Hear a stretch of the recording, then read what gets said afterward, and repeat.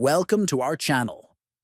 In today's video, we will show you how to permanently delete your personal data from the Viber app on your phone. This guide will help you protect your privacy and remove all your personal information from the application safely. First, open the Viber app on your phone. Next, look at the bottom right corner and tap on the More option. Then, from the menu, tap on Settings to access your app's configuration options. After that, tap on Privacy to access your privacy controls. Next, scroll down and select Personal Data. Next, tap on Delete Your Data.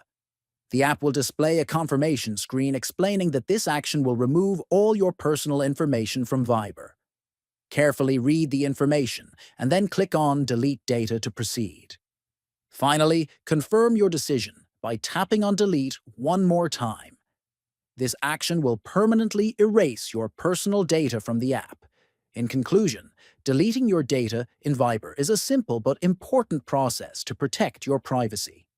By following these steps, you can ensure that all your personal information is removed safely and effectively from the application.